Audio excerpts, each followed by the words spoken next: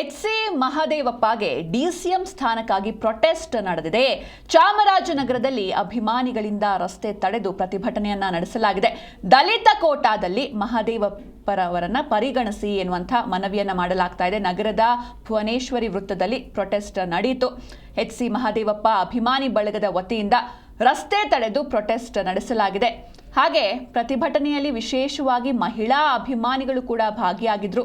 ಹಳೆ ಮೈಸೂರು ಭಾಗದ ಪ್ರಭಾವಿ ದಲಿತ ನಾಯಕ ಅಂದರೆ ಅದು ಎಚ್.ಸಿ. ಮಹದೇವಪ್ಪನವರು. ಹೀಗಾಗಿ ಜೊತೆಗೆ ಈ ಹಿಂದೆಯಿಂದಲೂ ಕೂಡ ಸಿದ್ದರಾಮಯ್ಯನವರಿಗೆ ಅವರ ಬೆನ್ನಿಗೆ ಬೆನ್ನು ಕೊಟ್ಟು ನಿಂತು ಸಹಕಾರ ಕೊಡುತ್ತಲೇ ಬರ್ತಾ ಇದ್ದಾರೆ. ಹೀಗಾಗಿ ಅವರನ್ನ ಈ ಬಾರಿ ನೀವು ಡಿಸಿಎಂ ಸ್ಥಾನಕ್ಕಾಗಿ ಕನ್ಸಿಡರ್ ಮಾಡಬೇಕು ಅಂತ ಪ್ರೊಟೆಸ್ಟ್ ನಡೆದಿದೆ. ಇವತ್ತು ಮಹದೇವಪ್ಪ ಅವರಿಗೆ ಆಗಿರುವಂತಹ ಅನ್ಯಾಯವನ್ನ ನಾವು ಇವತ್ತು ಖಂಡಿಸಿ ಮತ್ತು ಅವರಿಗೆ ನಮ್ಗೇನು ಕಾಂಗ್ರೆಸ್ ಪಕ್ಷವನ್ನ ಹಿಂದಿನಿಂದ ನಾವು ಬೆಂಬಲಿಸ್ಕೊಂಡು ಬಂದಿದ್ದೀವಿ. ನಮಗೆ ಕಾಂಗ್ರೆಸ್ ಪಕ್ಷದಲ್ಲಿ ಮುಖ್ಯಮಂತ್ರಿ ಸ್ಥಾನ ಸಿಗಬೇಕಾಗಿತ್ತು. ಕಾಂಗ್ರೆಸ್ ಪಕ್ಷಕ್ಕೆ ನಾವು ತಲಾಂತರದಿಂದ 100% 100% ನಾವು ಕಾಂಗ್ರೆಸ್ನ ಅವಲಂಬಿಸ್ಕೊಂಡು ನಾವು ಕಾಂಗ್ರೆಸ್ನ ಬೆಂಬಲಿಸ್ಕೊಂಡು ಬಂದಿದ್ದೀವಿ.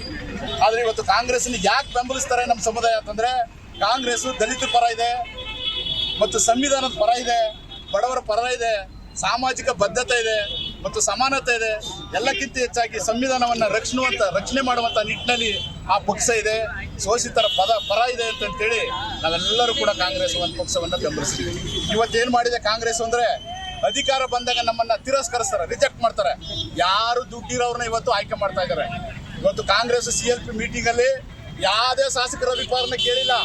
ಯಾರಲ್ಲೇ ಕಾಂಗ್ರೆಸ್ ಅಲ್ಲಿ ಹೈಕಮಾಂಡ್ ಕೂರಿಸ್ಕೊಂಡು ತೀರ್ಮಾನ ಮಾಡಿ ಅನೌನ್ಸ್ ಮಾಡಿ